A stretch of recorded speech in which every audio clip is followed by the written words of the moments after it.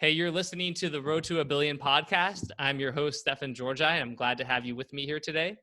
The Road to a Billion is a call-in radio show where you can ask me questions about freelancing, copywriting, entrepreneurship, mindset, scaling funnels, relationships, money, and more. The reason for the name The Road to a Billion is twofold. One is I am looking to hit $1 billion in revenue this year for our sales from based on copy I've written, products I've helped to sell, both my own and for my clients. And also because my goal is to help and make an impact on the lives of a billion people in the next 20 years. But I'm really going to change that to say the next 5 years, because big, hot, audacious, hairy goals, which we're going to talk about in a second.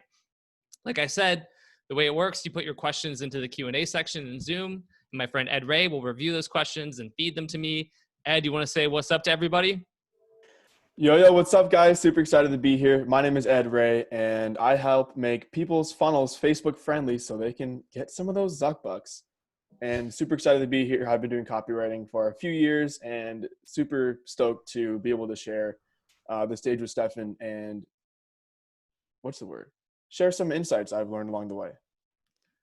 Awesome. We're glad to have you, Ed. I'm so glad I got an awesome co-host in Ed here. And the opening kind of monologue, the way it works is I'm going to talk for like 3 to 5 minutes about something. I do this every show, kind of my opening monologue thing, you can say, and then we move into questions. And this one was kind of inspired by Ed. So I'm going to talk about it a little bit, but then I want to bring in Ed to have a conversation on it too. And it's about taking big swings. So the reason this came up is during our weekly Copy Accelerator call. Copy Accelerator is a mastermind that I run with my partner, Justin Goff, and we have between the two kind of tiers, 160, 155 people in it. And we do weekly training calls and a bunch of other stuff. And we decided to do an open frame Q&A. And one of the questions that came up was from Ed. And Ed was asking about how he's exploring different business models. He's one of the best people in the world at Facebook compliance. He's become just really good at it. He's sought after. People will pay him a lot of money to look at their funnels and help make them, compliant. And he'll do advise people, but a lot of people want done for you stuff. And Ed was kind of trying to figure out what's the best model. And he mentioned that his goal for a while has been to make $1 million by the time he's 21. And Ed is a baby at 20. Oh, he's a man. He's a baby man.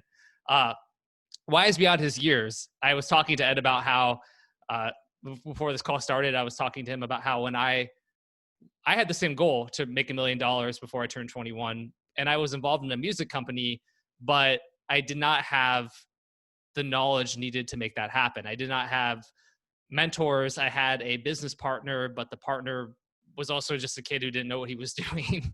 I didn't know about online marketing. I didn't know about copy. I didn't know about all of these things. So I certainly did not reach that goal, but I had it. And Justin, my partner in Copy Accelerator, kind of came in and said, Ed, you're making a mistake. I have seen other people make this mistake too.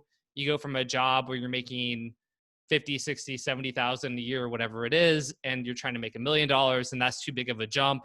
If you can make, $300,000, just be happy with that. Like you don't kind of lower your sights a little bit and be more realistic. And if you do that, then, you'll be happier. So that was Justin's take. And I want to be really clear that I'm not, what I'm going to talk about here is not throwing shade on Justin or anything like that. But it was interesting because we do have really fundamentally different beliefs and philosophies about this. So I was very surprised. And some people even messaged Justin after and said, like, wow, this really thanks for saying that, that helps. But to me, that makes me cringe too, because the way I've always approached it is that you should take really big swings and set your goals really high. And if you don't quite reach those goals, that's okay. Like the example I mentioned in my post about this call today is when I started my health supplement company in 2015, I made the goal of we're going to do $150 million in revenue. And the first year we did $1 million and we lost in revenue, we lost $200,000. But the second year I figured some stuff out and we grossed $23 million. And then if you look at some of the other supplement companies that I got involved with at the same time, the gross in that same year period was probably 60 million. So I did not hit my goal of $150 million, right? But the thing I think about, and I was talking to my wife about this after the call on Tuesday, and I was talking about how, I didn't agree with Justin on this. And I talked about the example of how the goal had been 150 million. I only did 23 million for this company. And she was like, yeah, but imagine if you'd made the goal $10 million, what would have happened then? And my personal belief is that if I had made the goal $10 million, then I probably would have done 5 or 6 million and been like happy-ish with that, right? I don't know if I would have really exceeded the goal, but maybe I would have exceeded it. Maybe I would have hit it, but I just have a hard time believing that I would have done 23 million. I think I would have done less. So I'd rather set a goal at a higher number and really try and go for it. And if I fail with like quotes, that's okay, right? Like I don't mind failing. Like that's not a big deal, but I'd rather have gone for it, because if you say Ed does not make $1 million, but because that was his goal, he makes 750,000 instead of 350,000, right? Something like that. Like, oh boy, I mean, Ed's a little bummed, I guess, that he didn't hit his goal, but he's not crazy, bummed. It's like he still made $750,000, and the next year he'll probably make $1 million. And I know those are big numbers, but the point is, whatever your goal is, I really feel it just makes more sense to was it shoot for the moon? So if you fail, you land up in the stars, like the stupid cliche thing, but it's kind of true. Who's someone Lufty using the hockey stick analogy? I like that someone just put a hockey stick analogy. I don't know if that's relative to this, but that's the other thing is like in our industry with online marketing and digital marketing, you really can you can hockey stick, right? That's what happened with my supplement companies. But even like my copywriting career and everything, I really in the last year or two is when I really figured shit out. And then but once I start figuring things out, like I've hockey sticked. My level of income is hockey sticked. It happens really fast. The thing is, you need to have the knowledge, the know-how, the resources, the support community, all of these people, and these things in place. So that's the difference between having a big dream and going after it and being delusional. Like if you don't have any, if you're just a kid, if Ed was a kid in Vancouver working at, I don't know what, a pizza parlor, hanging out, and didn't know anything about digital marketing or compliance or copywriting or e-com, and didn't know how to network and wasn't part of a mastermind and any of that stuff. And he was like, I'm gonna make $1 million. I still wouldn't say that he couldn't do it, but it would be a hell of a lot harder because he wouldn't have anything in place. So you do have to have the stuff in place. But once you do get those things in place, like making $1 million is not that hard. I know it sounds crazy, and maybe that's a mindset thing too, right? Like, because if you told me a few years ago, 6 years ago, that I could make $1 million in a year, I would have been like, I believe it, but I'm not there yet. And now like my income goal was like $1 million a month, which by the way, I'm not hitting that right now, but I made, 750,000 in May. I made, I don't know, 400,000 in June, and I'm hoping July is going to be back up at 750,000. So guess what? I'm not doing, am I bummed that I'm not making $1 million a month, like income? That's income goal, not revenue goal. Revenue goal, I'm doing, I don't know, whatever, 2, 3, 4 million a month, but,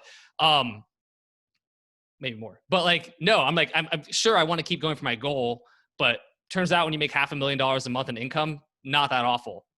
Things are still pretty happy. So, I just really want to make that point again of for me, I'd rather have the big goal, but you do need to get the right resources in place. So this call is an example. Like I'm trying to be a resource for people. I'm trying to do it in a way that can reach as many people as possible in an effective way and create leverage. But that's kind of my monologue on this. I wanted to share. And then Ed, I do want to bring you in because obviously this all started with a question that you asked to Justin. And I want to kind of get your take on everything and how you kind of feel, and maybe after hearing what Justin said and how that affects your mindset and everything as well. So I'll pass it over to you for a minute. Yeah, for sure. I think one thing I've learned, and I understand where Justin's coming from, because for the past 5 years, I've really been chasing the dollar signs, I guess you could say, while putting my personal happiness second.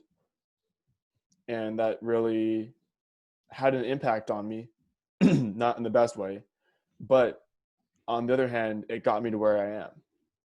And now I feel like I've put in the work up front so I can enjoy myself. But the one thing I think is important to note. Like, yes, set big goals, but it's also about like not being attached to it, I guess. Because it's like, sure, like my goal this year is to shoot for $1 million in income. But what does that look like? Right. And if I don't hit it, am I going to cry? No.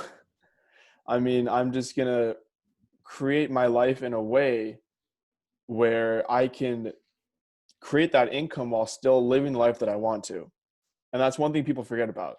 It's how can I get the goal that I want to have while living the life that I want?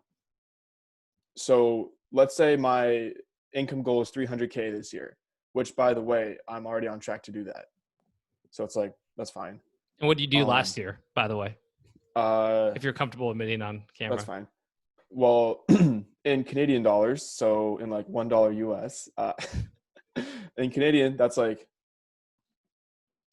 was like 54,000 last year. And I've already cleared 4 times that. No. Sorry, no. Like my yearly income, I already made that in 3 months. Yeah. So you're tracking to do like 300, which would be, 4 or 5x, way more than that. You said you did 50. So like, yeah. 6x what you did last year. And we're like only at the halfway point and you're still just really getting momentum.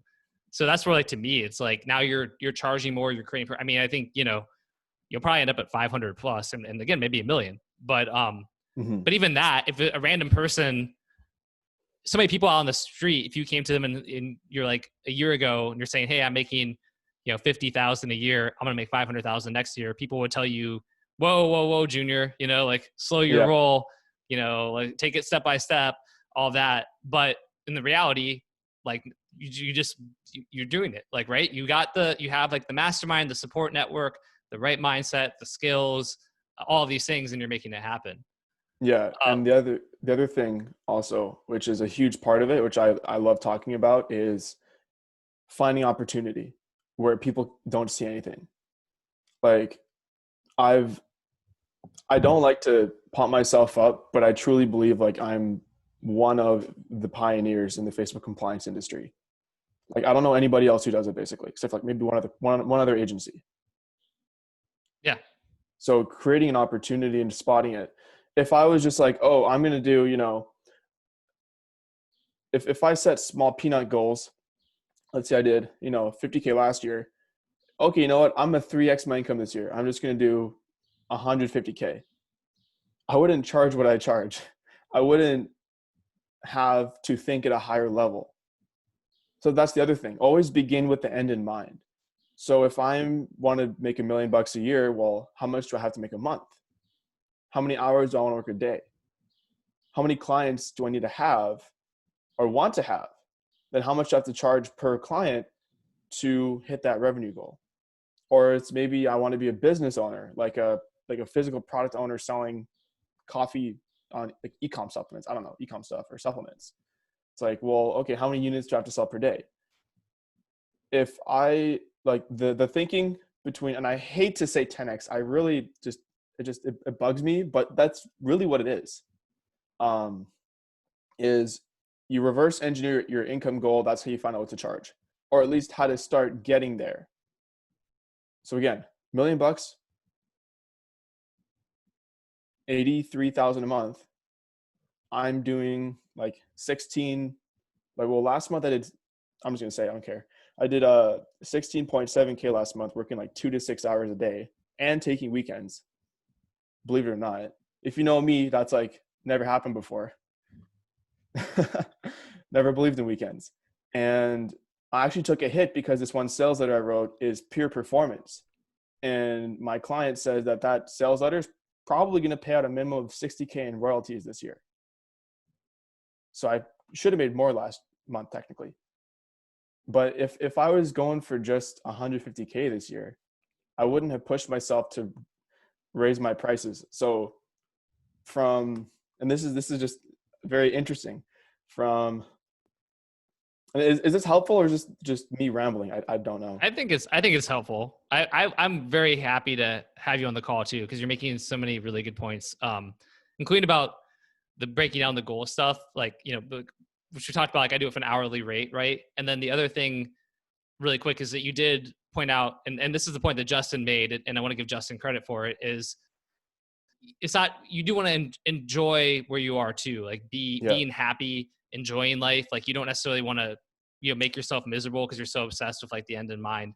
You do want to have the end in mind, but like that doesn't mean you can't also be living a good life today, and also kind of putting yourself in, like I see Elizabeth Barnes saying, is extra work worth it, right? And I think that's a fair point. And but again, I think if you can design it, like right now I'm working like 6 hours a day, and I kind of hate it. I want to work more, but at the same time, I'm not going to an office. I'm spending more time with my daughter. I'm going to for walks on the beach. Like, so even then, I feel like if I was working 10 hours a day, I could be doing like even maybe closer to my goal faster.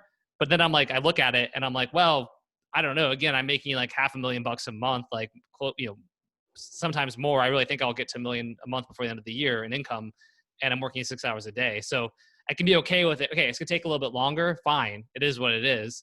I can sit around being bitter that I can't work those extra hours, or I can enjoy the time with my family and my life and everything as well. So I just want to, but I do want to give. I mean, Justin made a really good point with that, and Elizabeth, thank you for bringing it up. I'm not throwing shade on Justin here. I'm just, I just disagree, on that philosophically. But let's go for another couple of minutes, and we'll hop into questions. For sure, you got it. So when I left my previous job as a copywriter,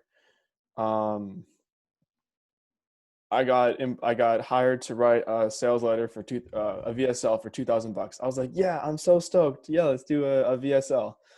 And then I got hired to write another sales letter for Justin and Stefan for $5K. And then I got hired last month to write a sales letter for $10K. And now my price is $15K. So if I just was, I'm happy with where I'm at, I'm comfortable, I wouldn't charge more. I wouldn't provide more value to my clients. I wouldn't make sure to go above and beyond to do my best work. And by the way, Stefan, about your freelancing course, I can help with that. Super excited for that. And without that little bit of push, that little bit of discomfort of I'm not hitting my goals yet, it's good because it pulls you to success. A lot of people try to push themselves to success. If you just set a realistic but ballsy goal, that's what I like to do, realistic but ballsy. I truly believe I can do 1 million this year. That can happen. It's realistic but ballsy. But if I was to set a goal like, 5 mil this year, it's like I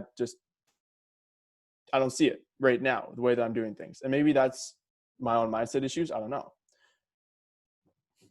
But for sure, it's important to be happy with where you're at right now. Be grateful for where you are. Be grateful for the struggles. Learn to love the process. Learn to love yourself going through the process, no matter how painful, difficult, annoying, or challenging it is. And then be okay with feeling like there's more for you out there.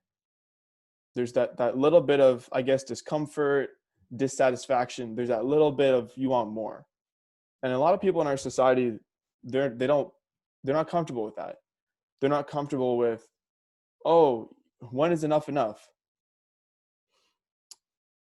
Because they don't believe that they deserve more. If you believe you deserve more, you'll get more. I'm just rambling at this point. I don't know if that's helpful. I think it's super helpful. And Chung, I see the question you just asked about raising your level of belief. Let's pop that in the Q&A, and we can totally do that. But no, I think it's great. I do want to, I know there's a lot of questions, 28 in there, so I want to let's do it. To jump in. Yusuf, yeah, content but never satisfied. That's the thing, right? You can be happy. Like you don't like where people get in trouble. I know I just said we're going to do Q&As, but I'm going to talk for 30 seconds because where people get off track is where they aren't ever content, and they never they don't ever celebrate their wins, and they sort of like are constantly being so hard on themselves that they never stop to enjoy things. And if you live life like that, live life like that, you're going to get like burned out and it's hard to have motivation, like the whip, kind of the self-flagellation all the time. It works short term, but it doesn't work long term. It's not sustainable. You can have a burst where sure, you just are really hard on yourself, and maybe it helps you to move forward, but it's very rarely sustainable. So you do have to find that balance. But yeah, with that being said, let us jump into some Q&As. Ed, you want to go through and let's start knocking these out? I'm pumped. Got it. Got a really good one here. From Christopher Ogle. Christopher asks, hey, Ed and Stefan, question for this week. What other ways would you find inspiration for curiosity-based emails and topical news emails, aside from building a swipe folder and watching what other creatives are working? Thanks. What's up, Chris? Hey, Stefan. Hey, Ed. All right. So yeah, I'm going really well. Thanks. Really well. So in Justin's video series for writing emails, he explains the top 3 niches are finance, health, and conservatives. Yeah. So broadly speaking, it looks straightforward to write the story, the curiosity, and topical based emails. But let's say that I wanted to focus on something like gut health. Okay. Because it's an area that I'm more familiar with. What I'm finding is challenge in finding additional places to get ideas for curiosity or topical based emails. Like for example, gut health in the news. Would you go for celebrities, or how would you find additional inspiration for those two, curiosity and topical news emails? So what have you tried so far? So far, I really just joined a few lists and paid attention to the emails that are working. I've looked for some celebrity examples and found a few, but I felt like that would kind of run out pretty quickly. And I suppose I've been focusing so far on the story-based emails because I get a lot of that stuff from like Amazon reviews and everything. So that's what I've done so far. And then just, Google News searches and come up with some stuff, but it's nowhere near the amount of topical news that you get for something like Trump, for example, which is just, you've got so many, so many examples and so many ideas for that specific area. So that's what I've tried so far. When you search like Google News, what phrases have you searched? Things like gut health, digestive health, gut health, celebrities, that sort of stuff. Got it. Yeah, because I mean, one for me is just like I just did a Google search of probiotics and then clicked on news, and you know the big story trending right now: can probiotics help ease depression? Which then, if I can bridge that gap, so then I could Google like celebrity depression and be like, if there's stories about celebrities who have said that they deal with depression, you could be like, oh, so and so has talked recently in the news about their brave fight against depression, and while our heart goes out with them, or for them, to them, whatever. Can't talk. Heart goes out to them. There's one, pretty simple hack that could help. And in fact, it doesn't just help with depression. It helps with this, and this, and it's actually found in your gut. So like literally you could just take like any topic, like if you like, again, probiotics, depression, and then find a celebrity with depression and then link it all together. And you're not going to say like the celebrity took this probiotic and now their depression's gone, right? We're not going to, but you can just use it as put their name in and then pivot to like something else. That's like one really easy way to do that. And if you go, that was so a bunch of stuff about depression. I saw one in here about like animal feed probiotics, right? So to me, that's kind of interesting because it's like, all right, so they feed animals probiotics. Well, what happens? Maybe you could find something interesting about like the secret additive they put in like animal feed that could make humans happier, healthier, and give them better digestion. And then talk about how maybe there's like a, like a food recall. So I think you got to just go a little bit, you give yourself permission to kind of go a little bit wider and take some different dots that seem like they're disparate and then connect them together. That's the big thing. Like, so Andrew said that kind of like conspiracy theory, red string push-ups in the map thing where you just make all sorts of connections. Yeah. That's exactly what I mean. I mean, I love doing that. I've done it a million billion times. Like even say there's a story about Melania Trump, left a public like event to go to the bathroom, and you're like, Melania Trump's like toilet trouble ?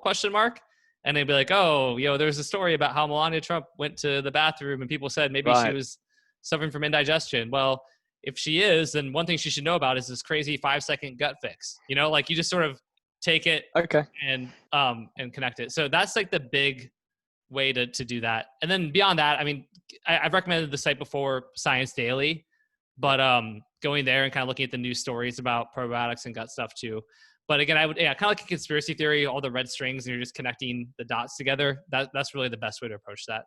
Perfect. Because I was also looking at things like antibiotics, which there's a lot of stories out there about people taking antibiotics, completely ravaging their gut. And, now they're going to make their way back. So there's plenty of stuff in the news about antibiotics. But what you're mentioning here is interesting because there's kind of like that, not having that experience and writing these is, how far can you go? If you were to send an email to a company to say, hey, test this out, can you actually get in trouble for writing emails that go against antibiotics or, is there a limit, or you just got to experiment and just push the boundaries until you just get told no, essentially. So. Yeah, I mean, it definitely depends on the company too. I mean, the big thing, and this is really an important takeaway for everybody on the call, because I looked at 18 letters for 2 brands based on the thing where I posted and had 2 companies hire me, and then I went and hired a bunch of writers to write copy for them. And I've talked about it other places. I won't go into it too much now, but some of the writers would just made up stories, right? Like for their sales letter. And then those letters became unusable because it was for 2 brands, like Altura Skincare, which is like a cool skincare brand. The guy's been on Dave Asprey's podcast 3 times, and then Native Path, which is functional food. And so, but the mistake is like the copy was actually good, but you've got to know what the client is looking for. So if the client is not the kind of client who wants you to just bring them some aggressive email or a made up story, then you can't do it. So it'd be helpful to kind of get a feel for where the client is, like how they market already. And if like they're, open to pushing the boundaries.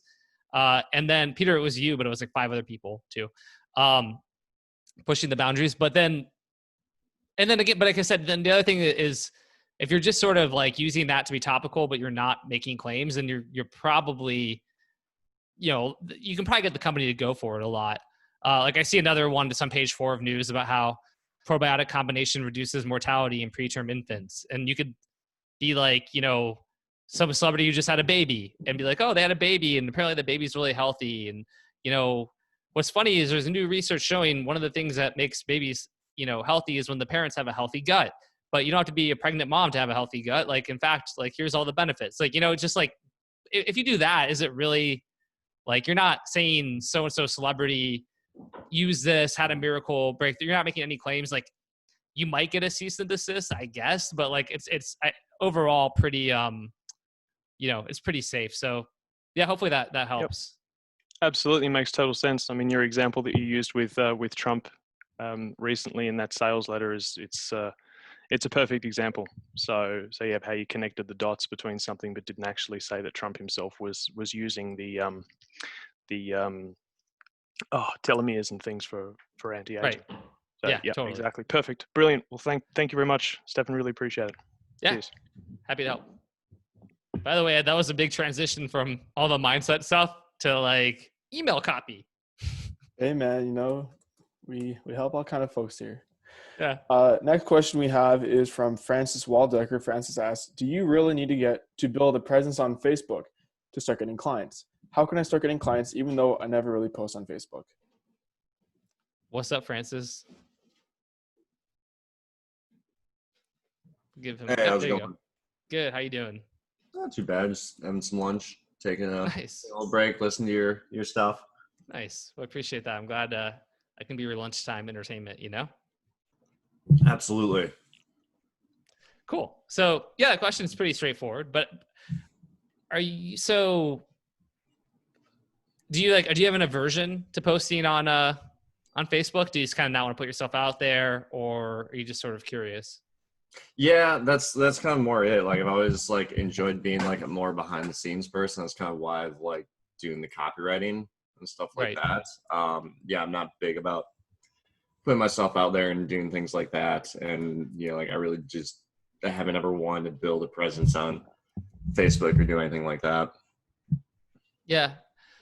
I think I think it helps. Putting yourself out there is helpful because like, the people who post more often and are sharing more content, your name just gets out there more. Like even some of the people on this call who I haven't ever talked to in person, but they post in Justin and Stefan Talk Copy, or they're in RMBC Applied or whatever. So I see their name and I'm like, oh yeah, like probably there's a lot of people in our kind of online marketing, copywriting community who would be really surprised that like I totally know who they are and have like looked at their profile before and all of that. But it's because like they comment a lot or they post or they're active. So I think there's a value to it.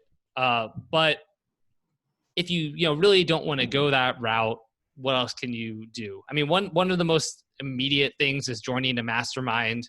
That sort of right now there's not as many live events going on, and it's of course a decision that requires an investment. But generally, if you are in a mastermind and you're sort of meeting people in person and talking with them there, that will help. But as a writer and someone whose job is to sort of promote stuff, I feel like you kind of have to look at it like you should promote yourself too. I had trouble with it for a long time. I only started putting myself out there when we launched Copy Accelerator, so like a year and a half ago.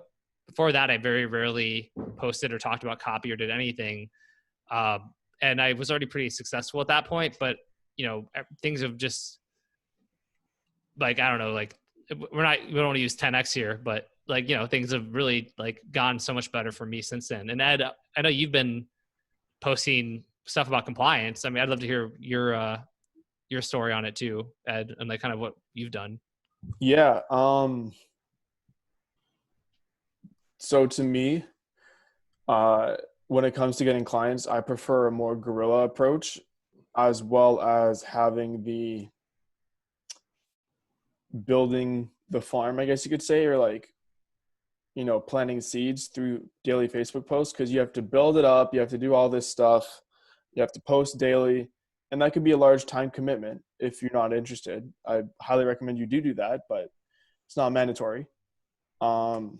I would definitely say like make a list of people you want to have as your client.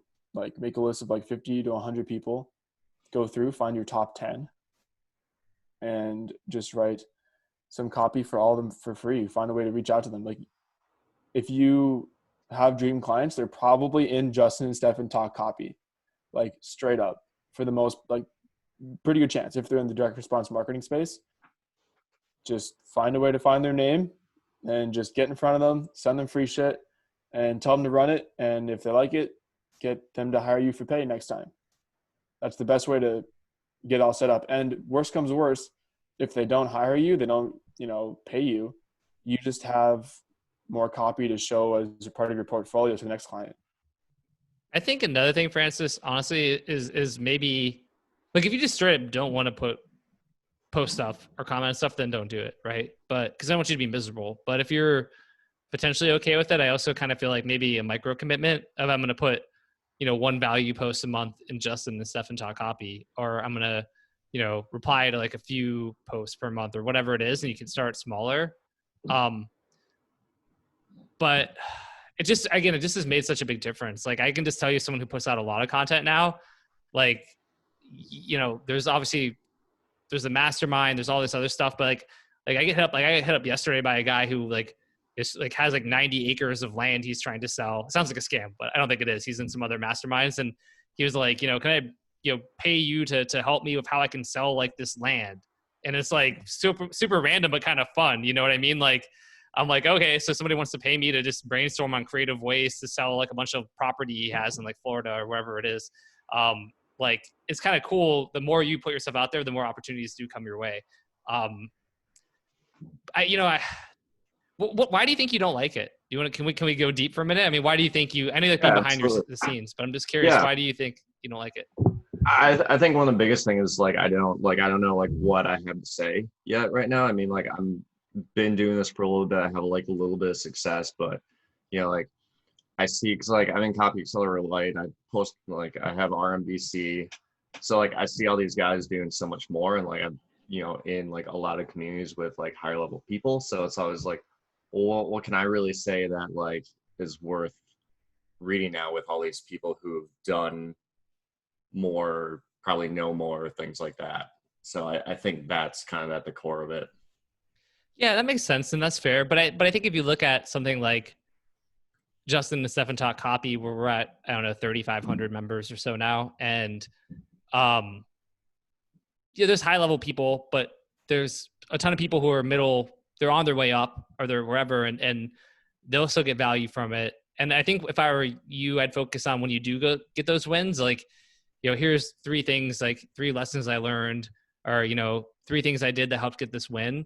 People love seeing that. And then the other thing too is even really high level people still aren't doing really basic shit a lot of the time. I think that's a really important kind of lesson to learn. Like I'm always amazed, even, for the supplement company I'm partnered in now, it's like we're, doing 1 to 2.5 million a month.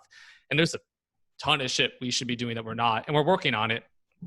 But like, given that, even if someone say knows it already, right? Say your dream client or an ideal client knows some of this stuff, but like they aren't doing it, and you like have a post that they happen to catch where you're showing how, oh, here's what I did and I got good results.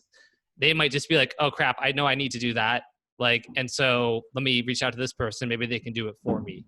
So that's a kind of an important distinction too. It's not just that like you don't have to teach people. Like half the people you reach out to, or the half the people are going to maybe learn something for the first time and you're teaching them, but you're also sort of just reminding, and you're just sort of demonstrating value.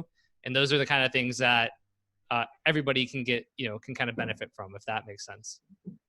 Yeah, no, that's actually makes a ton of sense. And that's a really good way to look at it.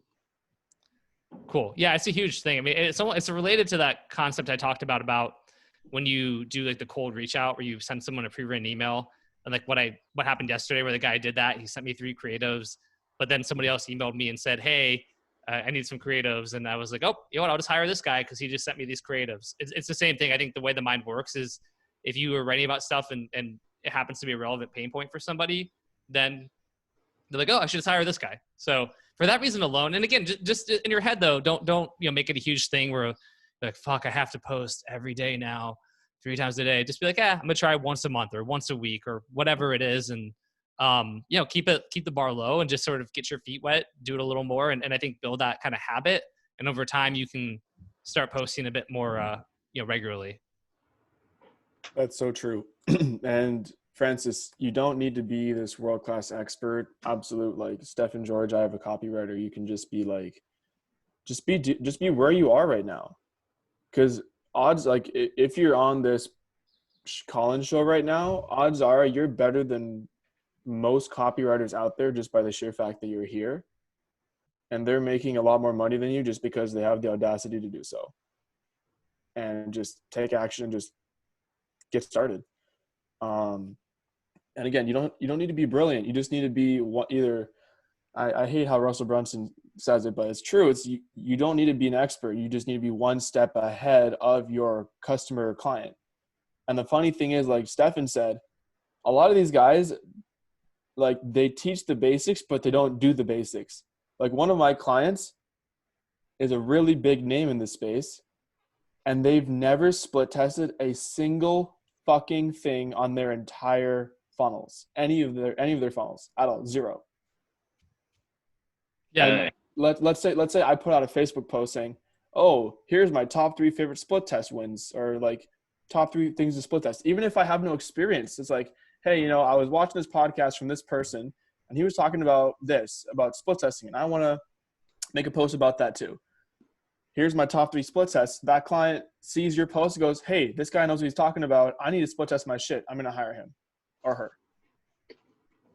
Done. Yeah. Just one more cool example on this. I got an email today actually from a dude, Hadley. I don't know if he's on this call or not, but it was like a testimonial email. And he watched the call that Justin and I did about, getting better paying clients. And he mentioned how one of the things that Justin or I said was about how, quote, you don't have to be good or great. Your copy, can still convert. And basically how even figure companies are only writing okay copy. And he was like how he got inspired by that and went out and did that cold email outreach strategy. And the second person he emailed was Mike One Tempo, who was in Copy Accelerator. And then Mike was like, hey bro, like this looks good. Let's talk. And then he did some stuff for Mike and now he's on Mike's team making a good salary. And this is a dude who had like very little experience, is in Northern India and like didn't speak, English is not his, his first language. And he's like loving life. But cause it was just a mindset thing of realizing that. So going back to the point being, yeah, a lot of big people are still not actually doing like I know same thing. What Ed said about the split testing sounds crazy, but like I know a bunch of dudes who and dudettes, but it just happens to be more dudes who like barely monetize their email list, and they're like, "Well, I have like 350,000 customers, and we email once a week." And you're like, "What is going on? Like you could make so much more money." So anyway, I don't want to beat a dead horse, Francis, but yeah, I think just go like commit to like once a month or once a week or whatever you're comfortable with. Share value, and I do think ultimately it'll really bring you a big ROI. Cool. I'll start doing that. Thank you. Yeah, happy to help. For sure.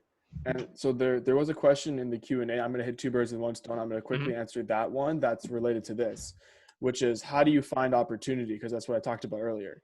And this is secret between us.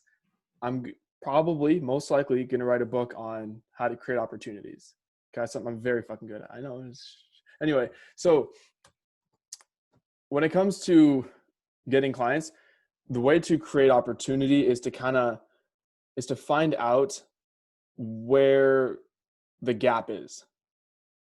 So you could, just by asking me and Stefan, like, what are the number one gaps that most business owners face, right? So just like what Stefan said about how most like big business owners, they don't even know how to, not even how to, but they just don't monetize their list. Okay, so now you have monetizing lists, you have split testing. Just make a list of all these fundamental pain points that business owners face that you can solve as a copywriter and just make content around it. Show that you're the expert. That's exactly what I do. Like, I just make enough content enough times that's relevant enough and it gets in front of the right audience that eventually they go, oh shit, I should hire this guy. For example, today I made a post about, as a quote, all my ads have been rejected lately. It's really been affecting my business. If you're a prospect and you just had your ad get shut down, and I have some connections that have been telling me a lot of big ad accounts lately have been getting shut down. You read that, you're like, fuck, I got to hire Ed.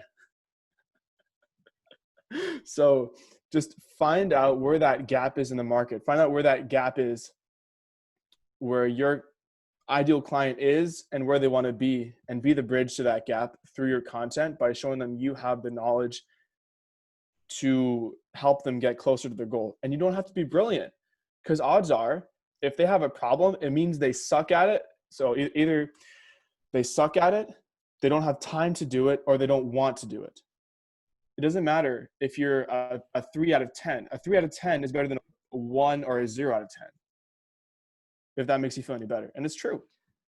It is true. And another point too, I mean, because when you're obviously you've positioned yourself as a compliance expert, and you are a compliance expert. When you first went out on your own, you did sort of play around with where you should focus. You did. Mm-hmm. I just want to make it clear to everyone, Ed is practicing exactly what he's preaching here. And you looked at, you already knew compliance really well from your time in your previous position. Mm-hmm. And you presented about it at one of the Copy Accelerator events and all that. But like you, weren't you talking about like, you're like looking at funnel optimization, like you're looking at some other things, but yeah. Then you kind of realize like, okay, well, there's a lot of people doing funnel optimization that's kind of broad. There's this, and like, as you really looked at it, you realize, oh, there's a huge need for compliance. Nobody's really doing it in a structured way. There's very few people who are positioning themselves here. And you also looked at the market and when people were having this pain point, and you were like, okay, this is something I can do. So A, Ed practices what he preaches. B, the other thing is like, don't be okay. Be okay with pivoting. And I think I gave you that advice explicitly, Ed, when we talked about it. And I was like, it's also okay to pivot. So say you're like, we all get afraid. Like, well, if I say that I'm this and people don't respond, now I have to do that for the next 5 years. And it's like, no, you fucking don't.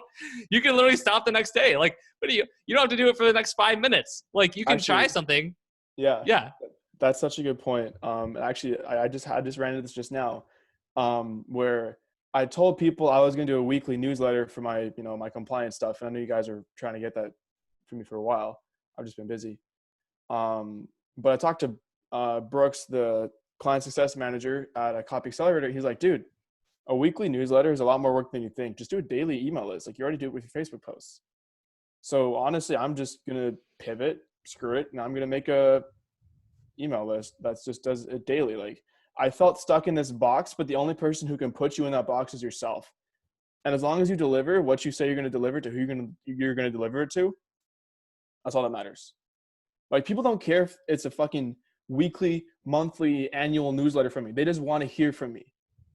That's the point, right? And when you can understand why it is that you're doing what you're doing, it doesn't matter what anybody else thinks. Yeah. Pivot, man. Awesome. Pivot. I pivot all the time. I love pivoting. Skirt. Cool. Let's and you can pivot back and forth, dude. I mean, it's like, okay, pivoted from copywriter to supplement offer owner, back to copywriter to, mastermind runner / agency owner, to copywriter to supplement owner to kind of like semi-guru / copywriter / something like, you can jump around. Like, you can have a bunch of things in your back pocket, and then whatever is the most relevant or you want to do at the time, you focus on that. Like, if I want to focus on my call center, I could go out and be like, hey, I'm the call center guy. I own a call center. I could totally just, and then go out and just talk about that. And I wouldn't care that people are like, oh, but I do other shit too. Like, I can just focus on whatever, but you can, like, pivoting is a superpower, but something that anybody can do. And we shouldn't be so afraid of it or how we're going to be perceived if we pivot. Pivoting is how you get ahead. It's how you move and you make turns. It's how you're agile.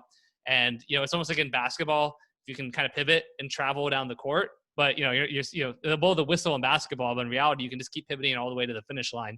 So with that being said, let's do some more. I'm not like a great basketball player, Peter, but play some hoops every now and then. Let's do more questions. You got it. Kimi-Du asks, advice for highly sophisticated market, stage 5. What's up, Kimi? How are you? Hi, Stefan. Great. How are you? Doing great. Thank you.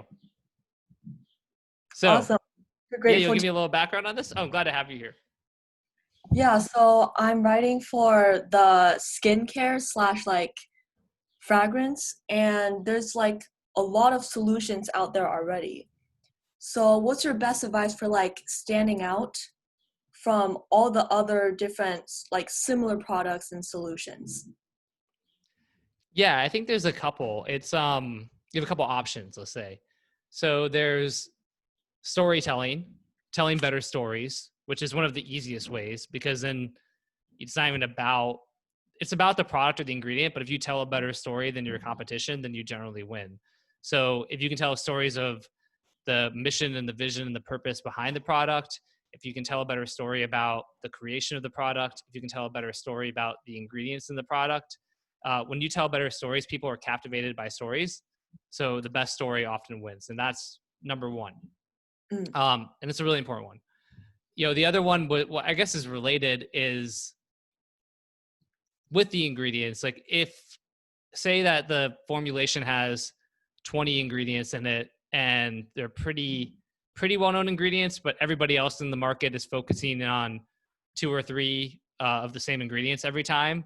If you can find some of the lesser like promoted ingredients and the lesser known ones, and then make those the star ingredients, and they're good ingredients that actually have efficacy and everything, then that's a great way to differentiate too. Because you'll see there's a lot of groupthink even in marketing, right? If everybody's talking about hyaluronic acid, or everyone's talking about collagen or whatever, it's like, great. So if I'm going to do a skincare product, I'm going to barely talk about those at all. I'm going to talk about the jojoba berry or the hawthorn sea extract, whatever, some other unique ingredient, buckthorn sea extract, whatever that is, like, that people aren't talking about. I'm going to talk about that as like my star ingredient. Because again, then I'm differentiating from everybody else. those are probably the two biggest ones that come to mind immediately. Awesome. So I'm hearing storytelling for one of them, and then also for highlighting and making the lesser known ingredients the star. Yeah, like 100%. That other people don't talk about. Exactly. Yeah. And I think as long as they're good ingredients, obviously you wouldn't do it about magnesium stearate or something, right? Like but there's usually a bunch of really cool ingredients in these formulations, and they have a bunch of really cool studies. And the challenge you'll get with doing supplement and beauty and kind of like products with ingredients is you'll have a formulator or somebody else who is really excited about one ingredient, and they can tell you all about it. And like, you're like, yeah, totally. But if everybody else is talking about that ingredient too, you're just not going to have as much of as easy of a time as going to one of the other ingredients. And you can still mention it, but you have to talk to them too about what's the goal. Is the goal to get the product in people's hands so they can try it and feel better and have more beautiful, radiant skin and do all of these things? Or is it that you want to just copy everybody else? And so you have to kind of like maybe sometimes finesse it a little bit with them. But ultimately that's going to just give you a way better, a return by doing that. Yeah, for sure. That's super helpful. Thank you so much. Yeah, happy to help. Also, the other thing I want to add in is find out what the audience hates the most, and using Stefan's RMBC, you already do that, but really dial in on what they hate the most and really make that a selling point. So for example, I wrote a sales letter and it's in the freelancers niche. Every freelancer's heard about webinars, podcasts, funnels, and they're sick of it. So if you can come forward and be like, yeah, you can get the result you want without doing all this stuff, it's very intriguing because it sounds very new. So if you can hammer home that point of how this has none of the bad stuff they've already experienced, it's a lot more enticing to a sophisticated consumer. Yeah, so what I'm hearing you say is like highlighting the bad stuff that they're facing right now. So like, oh, you can get this and this and this benefit without the bad stuff that's like in the market right now. Basically, yeah. It's like, oh, well, and again, with Stefan's RMBC, which is by his course, you either take a problem like a negative, so find an issue with existing problems that are existing solutions that they have, right? So let's say freelancer is easy for me to do. Webinars, they're expensive, they're timely, they're frustrating, they're difficult, they are, all that stuff. Mm-hmm. So find problems within whatever solutions they currently have, as well as what that means to them. And what it means to them. Yeah. And what it means to them. Because it's like, oh, well, you're trying all these solutions. Well, they're actually not working that well for you. Here's why, right? Right. Thank you so much. Sorry, I'm going to cut you off, Kimmy. No or talk over you. I'm going to keep doing it. No, I was going to say, Kimmy, one thing I really appreciate about you, and you did this on the first question you asked a few calls back, is that when I give you an answer, it gives you an answer, you really make sure you understand it. So you say what I'm hearing you say, and then you'll repeat it. And I think you do that so that it helps you to learn better, and so that you really get that clarity. It's a really little thing, but I really appreciate that you do that, because I think it really helps. You don't sort of feel afraid to, clarify. Some people are afraid, like, well, if I ask for clarification, I might look dumb or something. It's a really little thing, but I just think the fact that you do that, and I know you're only like 16 or whatever, it's a great skill that you have. So just keep doing that. Thank you so much, Steph. I really appreciate that. 100%. Cool. Thank you, Kimmy. Thank you. Yeah, Kimmy's an excellent student. She was I taught her at the old program I used to teach. Great person. Next up, we have Peter Liu. So Peter says he currently has a retainer client which provides steady income, but the scope of work is not defined. So it expands without much change in compensation. If you wanted to change this relationship to a clearly defined retainer, how would you approach that conversation? It's a great question. Hey, what's up, Peter? What's up? Yeah, so the question basically lays it out. I have a retainer client who provides like steady income, and like I like working with them so far. The problem is I think I've made a mistake in kind of just positioning myself. This was like months ago when we started the contract, I position myself as kind of like the copy guy. And yeah, so I've been experiencing the consequences of that. So anytime a new project that involves copy comes up, I become the go-to, but the work expands, though the compensation doesn't really expand with it. And I guess my question is, what do I do in this situation? If I want to have a clearly defined scope and turn into like here are the deliverables you get each month for this amount, how would I have that conversation? Or like, should I just leave the client and find a better one? Not a better one, but like, I was wondering what to do right now. Yeah, if it's me, I would totally have that conversation. I'd come in and say, I mean, so I'm guessing there wasn't like a clear, like a defined like 20 hours a week, 40 hours a week. It's sort of just like, you pay me a retainer, I do copy for you. Is that kind of like what it was, the nature of the agreement at the beginning? Yeah, in the beginning, it's a bit more complex relationship, but basically, yeah, like originally it's just to do emails and to give like copy feedback, but then it kind of goes, it started small, like, hey, can you do some photocopy? And then, hey, can you do like a little bit more here for the ads? And then, hey, can you write a VSL? And then I'm like, no, I can't write a VSL if like there's no extra pay. So yeah, basically that. That makes sense. And what would your ideal outcome be? My ideal outcome would probably be just to write the emails, because that's kind of what we agreed to with the current compensation. But the thing is, on the team, I'm the only one who writes copy. So then I become the kind of the person they go to for copy. And my ideal outcome would probably be like, write a set amount of emails every month, and then I get paid that much. That's kind of what the ideal outcome would be. Or I could just leave the client, which I'm okay with as well. Yeah, but I mean, but there's no reason to leave him or her unless you have to. But just so I'm clear, so you'd rather do the emails at the current kind of income versus get paid more income to do more work, just to make sure, which is totally fine. In fact, I relate to it, but I just want to be clear that that's what you're saying. Yeah, I guess like a bigger context too is also I'm trying to lower my workload with like the current retainer clients, or like have a clear scope so I can spend the rest of my time actually honing my skills writing more long-term non-form sales letters like TSLs and VSLs. Like that's where I want to spend more of my time with and improve my skills at. And I feel like the client work right now with retainers are like kind of bleeding into that. Okay, makes sense. That makes sense, yeah.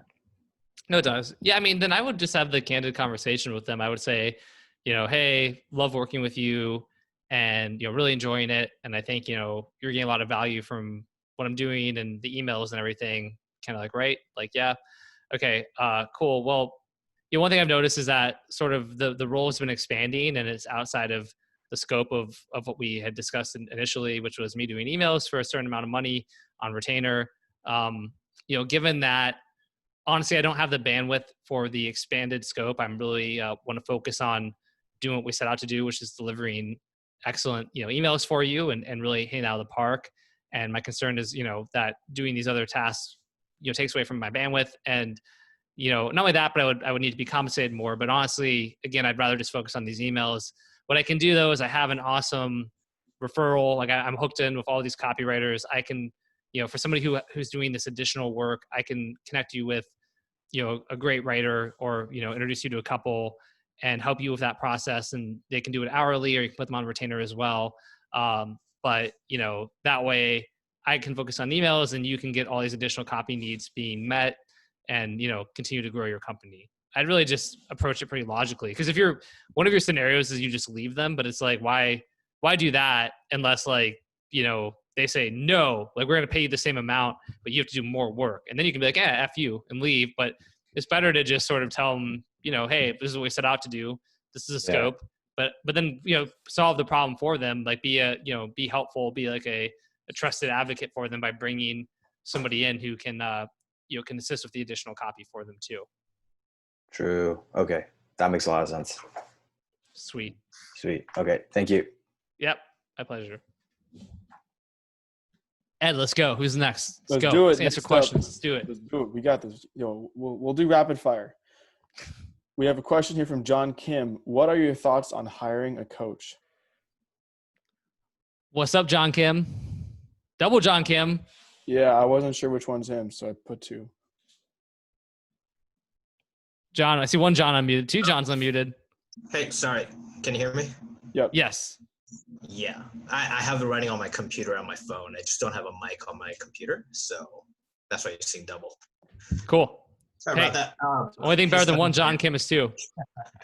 Well, thank you for taking my question. To give a little background, my question comes from after doing the sales letter for Alitura. And definitely felt the pressure when I got that because it wasn't just for any client, it was for you and an important client of yours. So, RMBC definitely helped me finish the project, but I didn't have a lot of knowledge on skincare products from the start. So pretty much from the beginning, I did everything I could think of. I bought the product.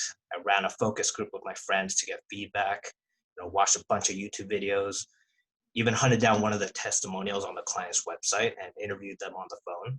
And, I pushed everything aside, spent every waking hour on it for 3 weeks. And, the result was just not that compelling.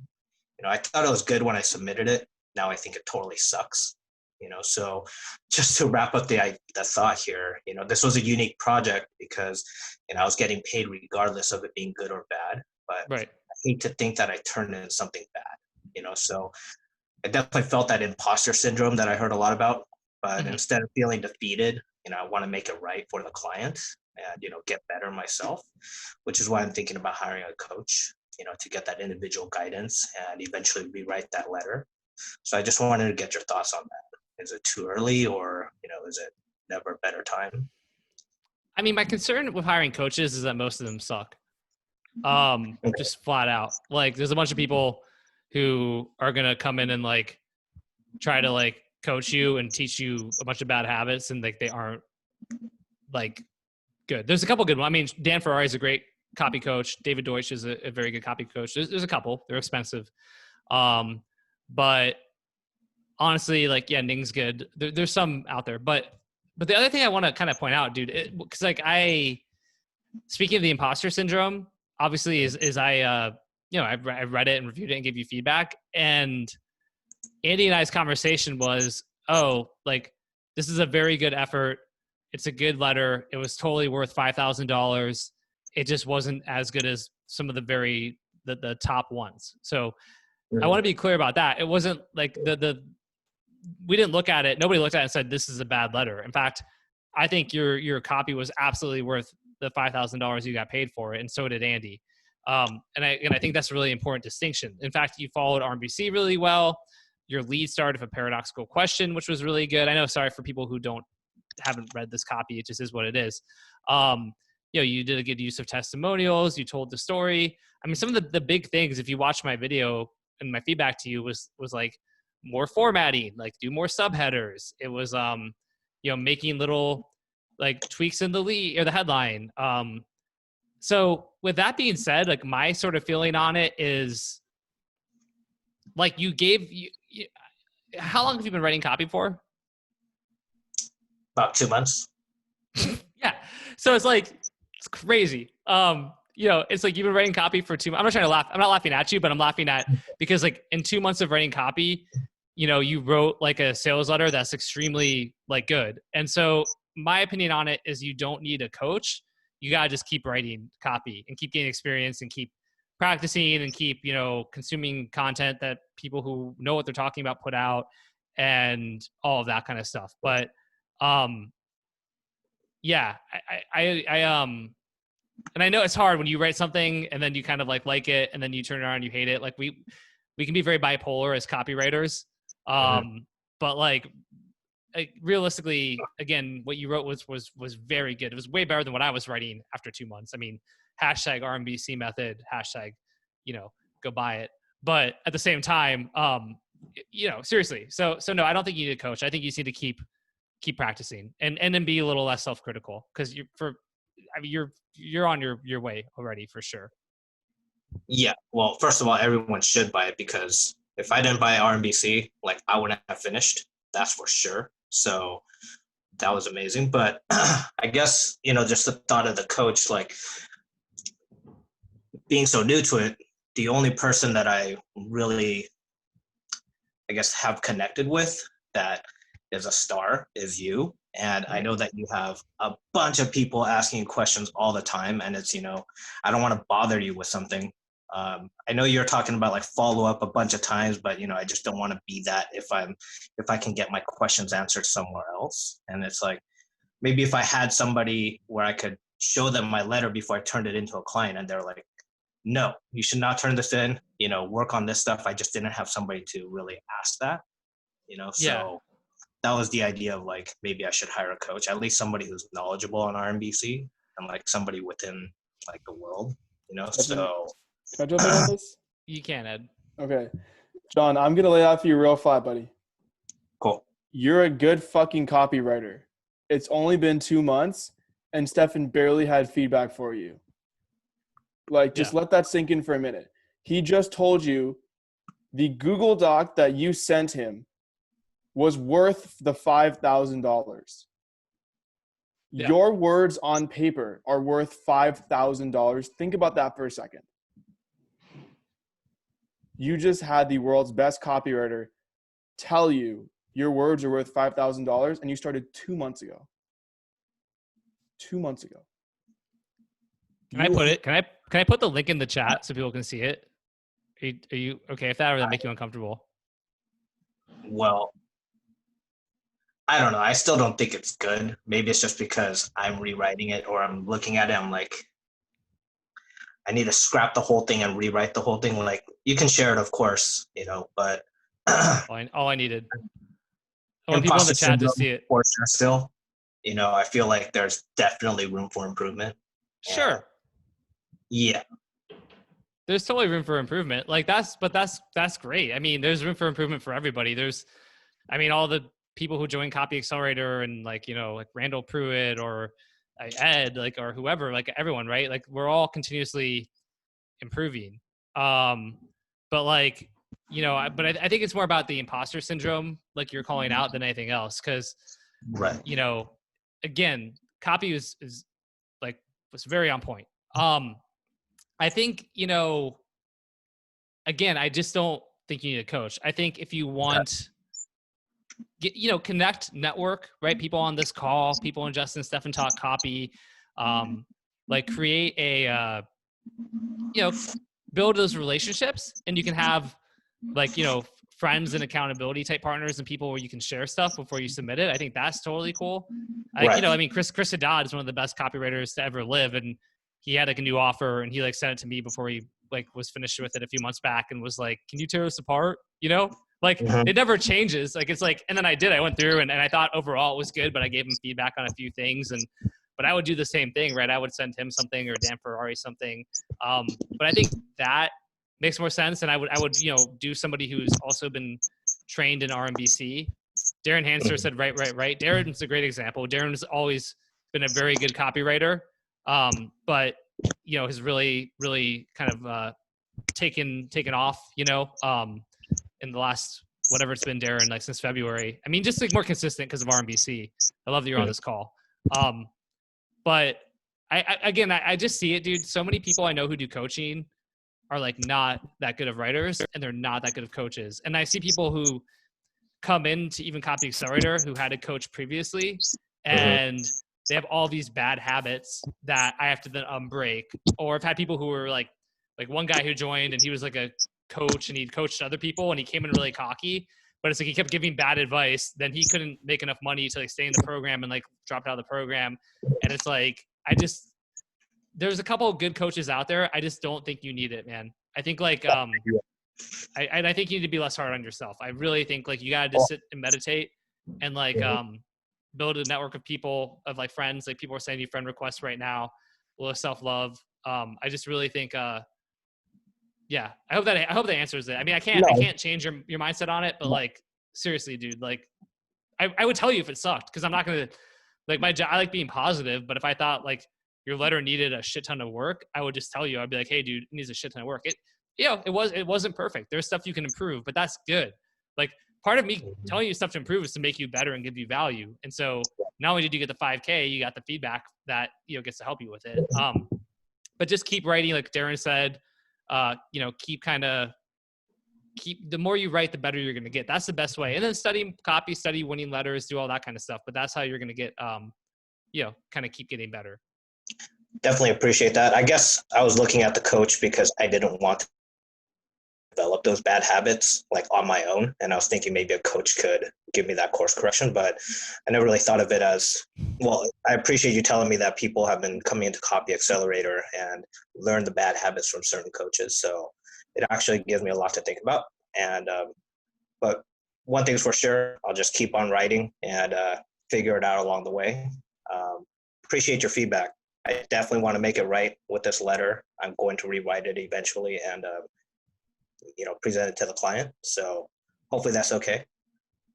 Yeah, I think it's fine. He'll test everything. But again, if I were me, I would just, I have to go back. I don't want to, I have it on the other monitor. There was just like little things like the feedback I gave you was like more nitpicky. It wasn't like crazy structural flaws. I think maybe, I forget your mechanism. Maybe that, like I said, needed to be like strengthened a little bit. What's your mechanism? What was your mechanism on it? Do you remember? It was the DNA switches from colostrum bringing. Yeah. That's a good mechanism. I think a lot of it was just like formatting. So anyway, I want to get to more questions, but yeah, it's not like you don't have to rewrite it from scratch, honestly, dude. Just look at, I would just apply the advice I gave you first and then share that draft with me and then we'll go from there. Okay. Thank you very much. Really appreciate it. Okay. Sweet. Yeah, John, and send me a friend request on Facebook if you haven't already. Cool. Let's go, Ed. Who's next? Keep them coming. Next up, let's find someone who hasn't been around for a while. Cool. Very interesting question from Elizabeth Barton. Advice on split testing a ClickBank offer. Client says he has challenges with split tests on ClickBank because the quality of the traffic from affiliates is so varied. Product has two big unique mechanisms. My thought was to test them against each other. Oh, sweet. Allowed to talk. Oh, it says I need to promote her to a panelist to talk because she's using an older version of Zoom. Okay, that's fine. Elizabeth, she just wants to get on that panelistine. On that panelist grind, baby. Elizabeth, how you doing? We'll give her a second. Yeah. I see the muted. Yep, there she is. There we go. Hi, can you hear me Hey, now? we can. How are you? Okay, good. How are you? Good. So, yeah, if you want to, obviously I've read the question. If you got any kind of feedback, if you want to give me a little more detail on it, we'd love to hear that. Yeah, so after what Ed said about some clients, so this guy has been selling online for more than 10 years and has multiple seven-figure businesses. So my first thought is, if you're running a split test, the traffic is split. It's not like that's going to...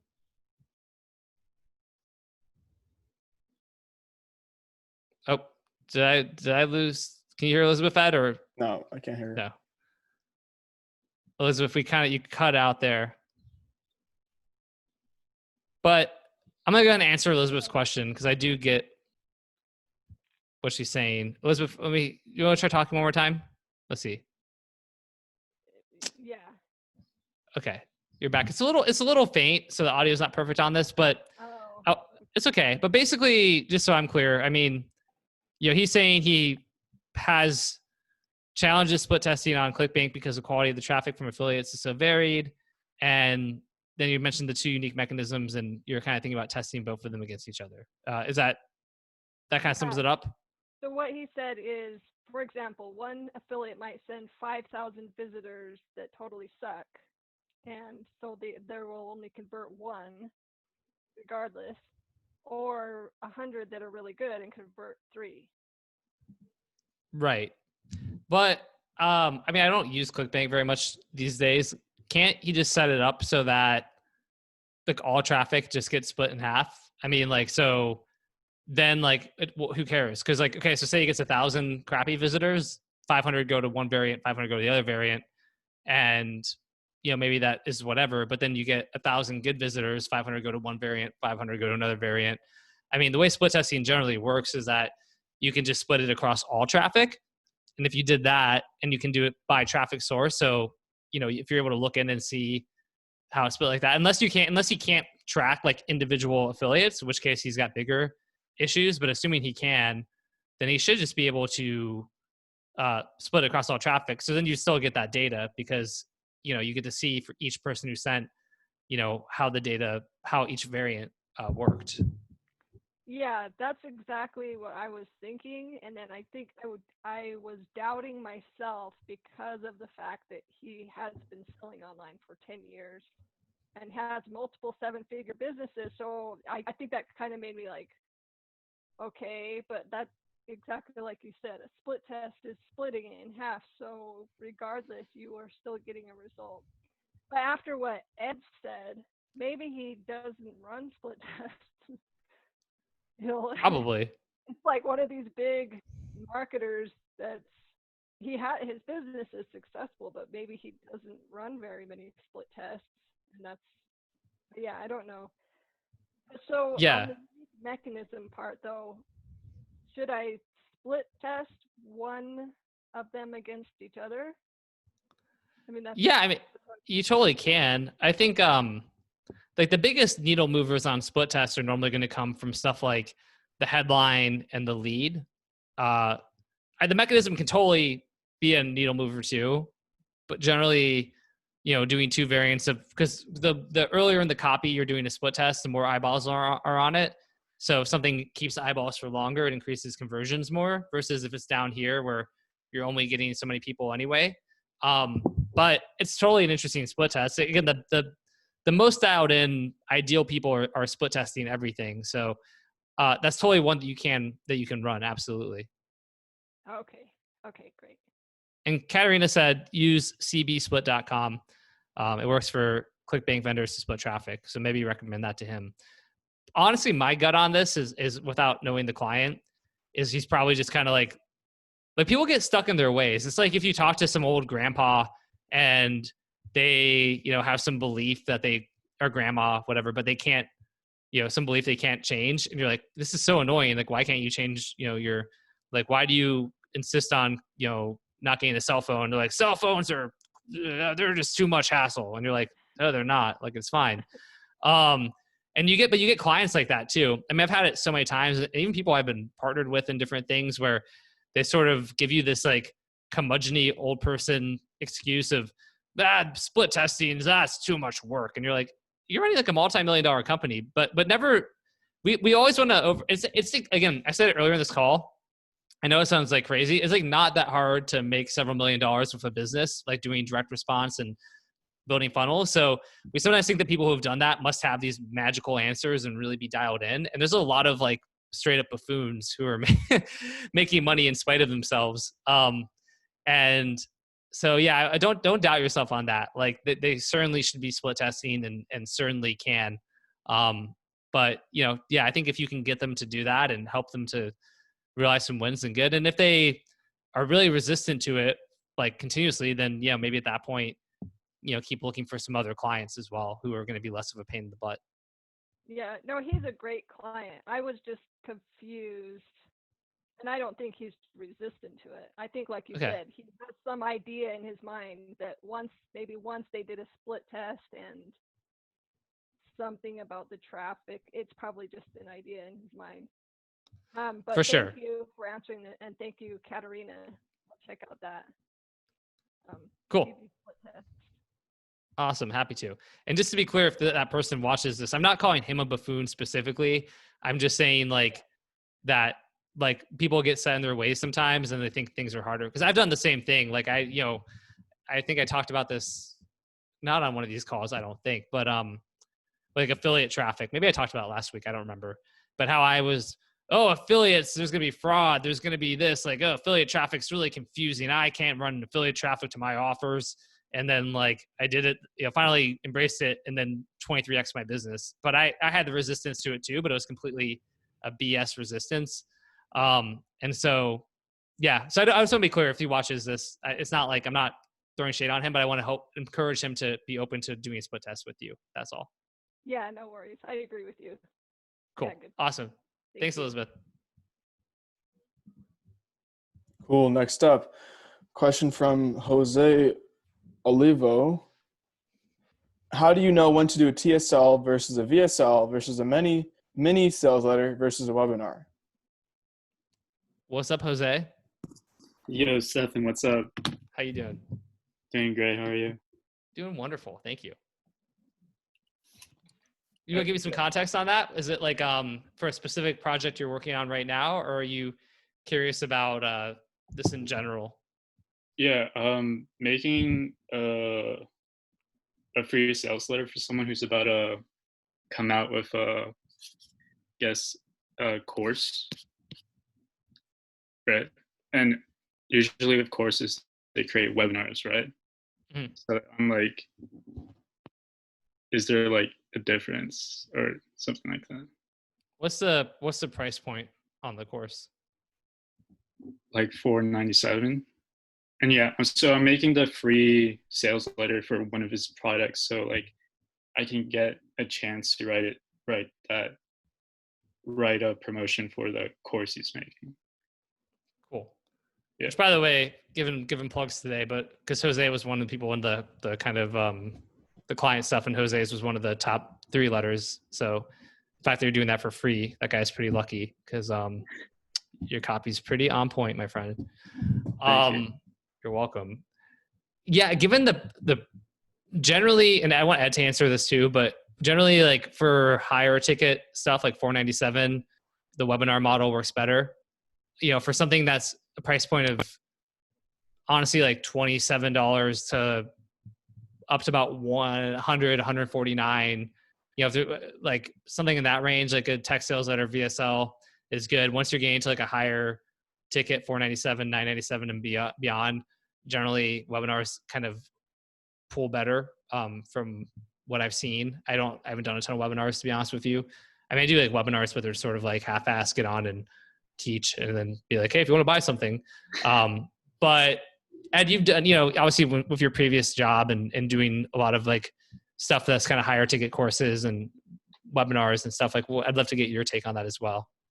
I'd definitely say if it's $497, do a webinar.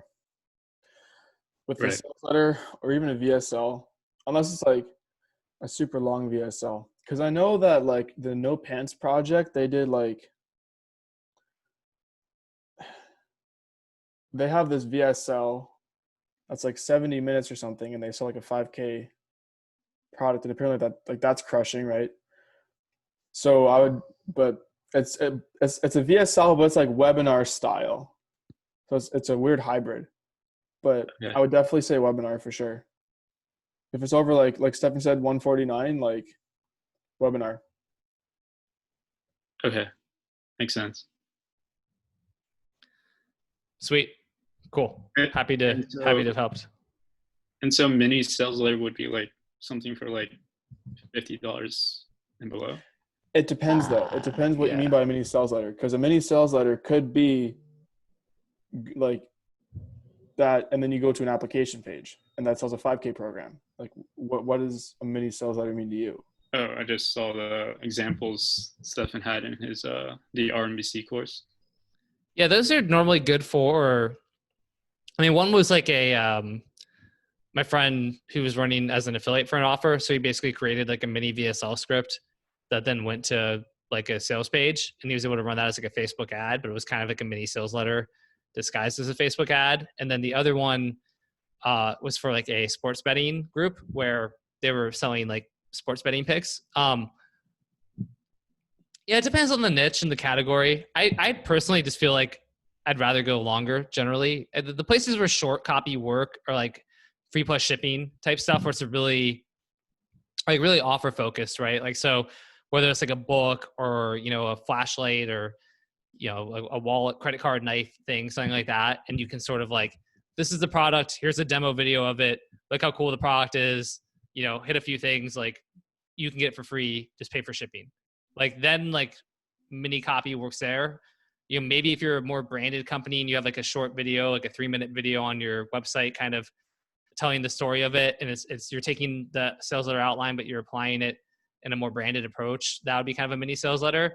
But generally, even like a $50 product, I'd probably be still going longer. And it does depend. I mean, Marcus is talking about traffic, like, because, you know, if you're an e-com, if they're just running to a pure e-com page and they want to keep doing that, and the goal is just through Facebook ads, you know, they're going to drive traffic that way, and you're going to redo the e-com page, and maybe then it's like a shorter mini sales letter because the ads are doing a lot of the selling. So it depends on the client and the traffic source. But, you know, even for like a $50 ebook, I would definitely be doing a long sales letter for it and stuff like that. Right. Makes sense. Okay. Thank you. Cool.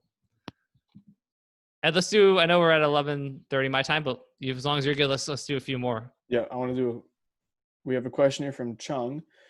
Chung Tang. Chung says, my first time, excited to be here. My question, in your experience, which would be the most effective way to sell more of our $2,000 online course in July? And then he has a list of options, which I'll let him read out to you. Cool. Hey, Chung, how are you? Hey, man. Super good. Thanks so much, guys. This is my first time here, so a little bit nervous and excited. Yeah. Cool. Glad to have you here. Yeah. So the question is, which would be the most effective way to sell our $2,000 course in July? And so I listed basically 5 different options. And then I'll just give you the context first. So the course basically teaches people with investments, like in the stock market, they basically have $250,000 or more to manage their portfolio with confidence, so they don't have to rely on a broker or an advisor. And then we did a promo to our list of 6,000 people, and got 11 people to sign up. And basically the promo included 2 live webinars, 10 emails, 2 blog post videos, and then plus a $500 discount for people who bought within the first 24 hours. So we end up getting like 11 people buying the course at, well, it was 10 people at $1,500 and 1 person at $2,000. And so my goal really with this is to get another 10 to 20 people to sign up for the course by the end of the month. So my question right now is, like, which option do you feel like would be, I should prioritize? Because I'm sure I could do all of these, but it's just a matter of priority. So sure. A is email our list every day in July with some value, and then a call to action to the course sales page. B, email our list every day in July with some sort of value, but no call to action. And then at the end of like 10 days before July is over, we'd run a promo with a $500 discount. And then the course closes for, another 20 days. C is to drive. So those 2 ways would be leveraging our existing email list. Right. I'm not sure if there's anything else we can do, because the list might be dead, but again, I can explain why more. And then C is drive cold Facebook traffic to the course sales page. D is driving Facebook traffic to the free lead magnet. And then we offer some sort of self-liquidating offer for $37 or something, and basically a sample of the 2K course. And then and then we email that list. We email everyone basically daily with a call to action to get the course. And then E is do a live webinar with 2 to 3 people who have an email list of, say, like 5,000 who have someone who are similar to our audience, and then give them a $500 commission for every person that buys from the webinar. And so the course would sell for $2,000, and we would give them $500. So that's kind of the So does that make sense? Like what I'm asking? Okay, cool. No, it does. It's a lot of info. It is, but it's cool. It's good. Context is good. Okay, let's roll. The one I want to roll out is probably just cold Facebook traffic direct to offer at the $2,000 price point. I think that's going to be an uphill battle. Like, I never want to say anything is impossible, big swings, all that. But I just think that one is not going to be the best use of time. So let's roll that one out for now. Okay. When you sold to your list previously, sorry, you may have said this. Did you do it via a webinar, or did you just sort of promote, like, value, call to action, click here, buy the course? Yeah. So it was, so we did the live webinar, and then we made the offer for people to buy. And I'm just looking at my notes. We did the webinar based on the 18th. Only one person bought around the webinar, and then two other people bought like within 24 hours, and then a few more people bought after the deadline, but we still gave them the discount. And so the sales page wasn't even really finished yet, and it was just a checkout page. Built it. Yeah. And then a couple of people actually bought in that group so after we did the live webinar, I did the replay, and then I created a replay page, and we sent a couple emails there just to remind people of the content and for them to sign up if they want the discount. So basically we started the promotion like on the 18th, on the 16th when we started promoting the webinar, and then we ran the webinar on the 18th. And between the 18th till the 30th of June, we got 10 sales. And so in the past, like, yeah. Does that answer your question? Sorry, I forgot your question. It does. It's fine. My daughter came in and was waving her doll for a second. Yeah. I have 3 kids. So yeah, cool. Yeah, I know. Yeah, it does. I mean, the thing I'm hearing is like, shut up. I said I have 3 kids too. And not that you know about, but what I'm hearing is like the webinar works, right? Like this whole kind of webinar model. We know webinars work. So it's like the live webinar plus the replay, and then mailing out links to the replay and promoting it. So I guess, again, that'll get your take on it too. If it were me, I would. Oh yeah. Sorry. Can I say one more thing? So when that worked, so we ran a webinar on Thursday, and we had we had 3 sales come in, and then a couple more. And then I thought, that worked really well. Like, I think we already had, it wasn't amazing. Out of 6,000 people, 5 or 6 people bought. And then we thought, let's do another webinar on Tuesday. We did another webinar on Tuesday, and no one bought. Not even after the replay. So I was like, well, that's interesting. And then, so it was like, it worked and then just stopped working. And same webinar, but we changed the title. And basically we just had new people come in, but the registration list between the 2 webinars was very different. And the only difference was the title of the webinar but the content was exactly the same. Actually, we had like the first webinar, we had 100 people register and 50 people show up, or 53. And then I think 30 people actually heard the offer, and we had 20 people stay all the way till the very end. But then the second webinar, we had 30 people register. I think we only had 7 or 10 show up. And I think at the end, there was 3 people left. So I was thinking maybe we do another webinar And then one of the reasons I mentioned, the list might be dead is because we just promoted just a $49 live Zoom call. That's $49, and we sent it out to the list, and we only got 2 people to buy. It's and it was about the class was about should I go to cash right now with what's going on in the market? And basically we position it as you can come on, ask me questions about your portfolio, anything like that. And only 2 people bought. So I was just maybe the price was way too low. So they're no, it's and then, but again, so that's, and then, I mean, one good thing is someone bought the course for $2,000 today, and it sounds like she just found us maybe through our YouTube video or whatever, but looking at the tags. So I'm just trying to figure out what should I prioritize for this month to get, because we would love to just get 10 more people, 10 to 20 people into this course every month. Yeah. If it were me, and again, Ed, I'll get your take on it. I would keep going with webinars, but I wouldn't worry about your existing list. I think if you can do a live webinar with other people who have similar lists, and maybe take what you did before, or maybe not live, maybe it's a replay of yours, fine. You give them a CPA commission. That will probably get you there. And then I would probably say you could run your if the funnel lead, if like the lead magnet funnel works into self-liquidating, and you can do that, you could sure run that, but then maybe driving them via email and email sequence to like a mix of value and then maybe promotions at the end to the webinar. But I'd have like a clear window, like the webinar closes, this is your chance, get the discount. So I would I would just focus on the webinar as a selling, mode for sure. And I would look at doing, a combination of JVs and, getting new leads in through the door, which you can then get in front of the webinar in front of their eyes. And that's really what I would do. Ed, I'd be curious what you think as well. Yeah, for sure. Chung, I think you're overcomplicating it, dude. Yeah, I think maybe. you can really simplify it. Yeah.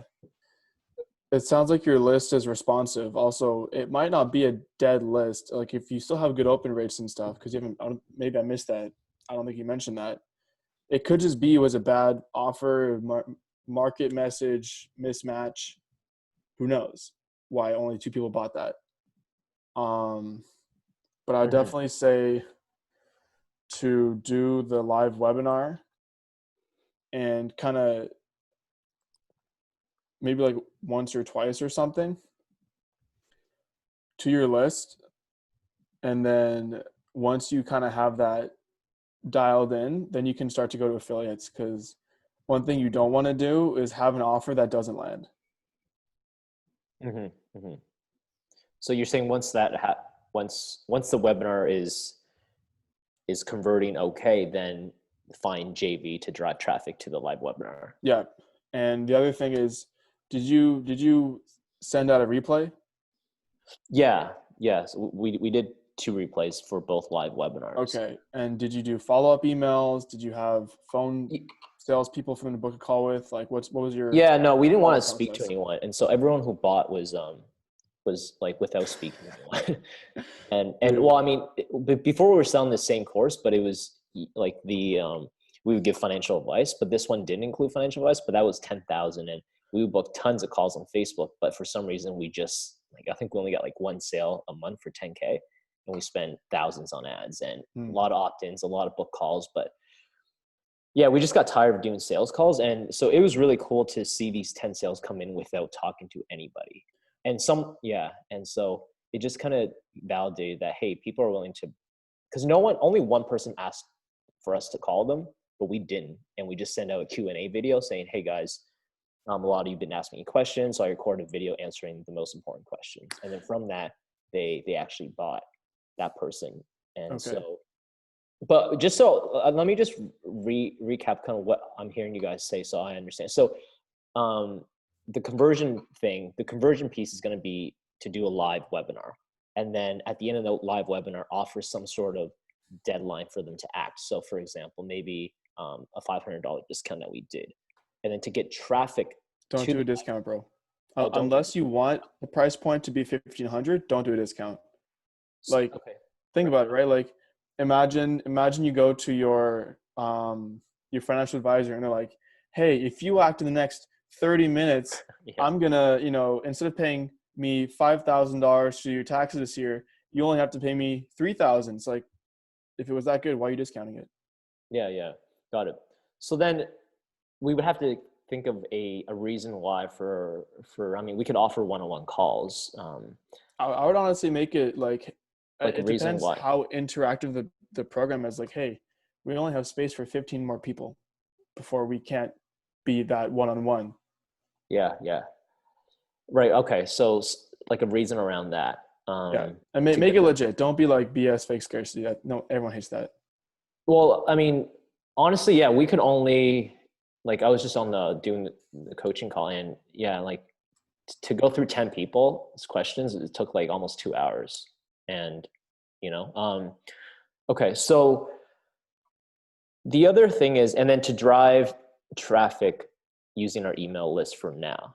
So how do you, like, what is a good live webinar conversion? Because you're saying like once it converts the live webinar, then get traffic from JV. So what is the dude? It's whatever you're happy with. Honestly, it's whatever you're happy with. If you're like, hey, you know what? This webinar did X amount of dollars. we got this many sales. I'm happy with that. And I think like if you're happy with it, that's what matters. Yeah. Got it. And then So, you just run retargeted, like follow-up emails, handling objections, and basically take your video where you have like the FAQ or whatever. yeah. And then you just break it up into like a week-long email series, being on top of mind to them. And then also offering, hey, if you have more questions, book a call with me or my team. You're going to probably get a solid chunk of people taking up on an offer. Got it. So, one of the things I don't know if you missed this or if I mentioned it like clearly is. Oh, hey, Chung, by the way, I'm loving you on this call, but I do want to, because usually I go to 11:30. So I want to, Oh yeah. I want to give you value, but I want to go through and do some rapid answers for people too. Yeah, sure. Absolutely. Just so, I mean, I don't want to hate cutting you off, but like, No. I totally understand. Yeah. No, I really appreciate it, guys. Yeah. Cool. Yeah. Happy to help, dude. Yeah. So let's do some rapid fire. Thanks so much, guys. Okay. No problem, man. Really Our appreciate pleasure. it. Yeah. Happy to do that. And I'm going to kind of scroll through the Q&A section here, and I'm going to just sort of answer some of the ones I see. And that was a great question, Chuck. Yeah, I really appreciate you calling in and asking. I again, don't want to make you feel unvalued. I just wanted to kind of make sure I could get through a few more things here. So I'm going to go through and find the ones I can find that can kind of answer the most easily. Marcus Tortillas, what are your strategies and tactics for recruiting affiliates and joint venture partners, especially as someone with no network? Creating a network, I mean, like, on Facebook, adding people who have traffic, join D Braun's group, which is like I forget what it's called, direct marketing. Well, if you look up D Braun and maybe message her, she's the affiliate manager for Natural Health Sherpa. She has a really good Facebook group. Bunch of people who are like trying to help each other. She'll probably just get on a call with you and help you. She'll give you traffic. D is DEE and then Braun. So yes, yours did. I'm rapid firing. I still see it, or I saw it a minute ago. So anyway, D Braun, if you can go to masterminds and events, talk to people, make friends with people who have lists, like list owners, things like that. And then share your offer. Once you get metrics, leverage those metrics. That's something people don't do enough of. Be like, hey, like, I wouldn't go, you don't have to lie, but I'd be like, dude, yeah, so far as things testing like fire, so-and-so tested it. They got this conversion rate, this CPC, they were stoked. It's a great offer. Would love to have you test it. Be careful, because if you have a shitty offer and you do that and people test it and it goes poorly, then you can burn bridges. But generally, building that network out through masterminds, Facebook groups, join D Braun's group. You could post in Justin and Stefan asking for people, help with it, all that kind of stuff. Yusef, your question about contacting offers on ClickBank got answered by a bunch of people. Peter asked, what's your number one secret strategy focus? I think it's strategy to getting filthy rich. What's my number one? I want to answer that, but I think discipline. Oh, well, it's honestly just focusing on being the best. Like, focus on being the best at what you do and really being obsessed with your craft, and then being okay with sharing that with others, letting people know about your wins. Don't feel like you're, you got to be, modest. And then actually, yeah, if I could revise it, I'd also say the network. The network is crazy. I mean, we're looking for some kind of media buying team for some of the health supplement offers I have. I put one post. I have a call at 1 p.m., so an hour and 10 minutes with a friend who is just a killer media buyer, running 500 to 1,000 fronts a day for his own stuff, building out a team. It's like, hey, bro, you want to partner and run our stuff? He's like, sure. Then another media buyer at a huge company reached out to me and said, hey, dude, I'll do it. So just having a great network is crucial. So a network, and then focusing on being the best, or the two best pieces of information there. Yusef said, one last question. When will Stefan's freelancing course drop? Probably about 2 weeks. I'm a little behind on it, but I just want to make sure it's good and I drop it correctly. I do the values there. Gurleen, has a client ever hated your work and told you to redo it? And if so, how did you handle it? Yeah, Gurleen, for sure. It depends on the client. If I want to know why they hated it. If it's arbitrary, then that's kind of weird. I'm like, well, look, you still should test it. And if it sucks, then I'll redo it, right? If they have good reasons for it, then sure. Like maybe then I'm like, oh, that's a good point. Usually though, if you do enough prep with the client, then the expectations are aligned. Usually when they hate the work, it's because the expectations aren't aligned. And then some clients are just a huge pain in the butt. So yeah, but I would push back. I would immediately internalize that as I'm, it must mean I suck or something. And I would see what the reasons are. And then I would try to push them to test it. And some clients are just a-holes. I'm going to find D's group and put a link in the chat real quick, because I know somebody's trying to find it. It's like direct marketing partners or something. Give me a second here. Of course, my Facebook's taking a minute to load. If anyone else has a link, here it is. Yep. Damn it, Marcus had to beat me too. I still had to paste them as well. Ideally, you can afford to fire them though. But yeah, Ian said he was leaving. Don't answer his, so I'm going to skip that one. Ed talked about creating opportunity. It's a question about how much to charge, but I have some other good. If you look at some of the replays, you'll see information about that. In some of the other episodes of Road to a Billion. We talked a little bit about royalties in some of the other episodes as well. CS, I wanted to read his because we talked with him last week, and he said, "Hey, Stefan and Ed, last week you gave me advice for cold outreach. I took it and landed a 4K job." That's what we do on this show. Literally giving advice, people getting jobs. Love it. So sick. Love the implementation, the action taking as well. He said, then it's updated. I lost it. Give me 1 second here. Ed, this is hard. I need Ed to be my call guy. Okay, there it is. My question, I sent my finance ebook to a big name guy who advertises jobs in Copy Accelerator. He suggested a Zoom call, then asked for more samples of work. I don't have many samples of a quality level I'm happy with. As a novice copywriter, how can I give maximum value to someone at his level? If he's a big name person and you feel like you can deliver moving forward, like if you feel like you're going to do a good job for him, I'd be like, I don't have a ton of samples because I'm kind of new. I really want this opportunity. And then I would do something where either if you trust the person and they're big name, you could offer a performance deal. So you remove all the risk. I don't like doing that for most clients, but if they're in Copy Accelerator and they're like high enough level, you could do that. B, you could offer a guarantee. You could be like, look, I'm new. So if I write it and you hate it, I'll just give you the money back. I hate doing that too. But if it's a big client and they're proven and you think that they're going to be good to work with, in those cases, I'm okay with doing those things. Or, B, you could also say something along the lines of, if you're not happy with it, I would just fucking alleviate the risk. I'd be like, look, I'm hungry. I'm learning. I'm training. I'm doing this. I'm going to crush it.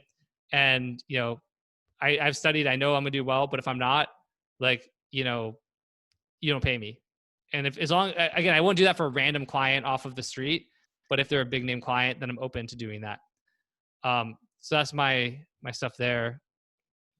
I'm gonna do like two more and then end this call. Ed, you want to pick two more that you or I can answer? Yep.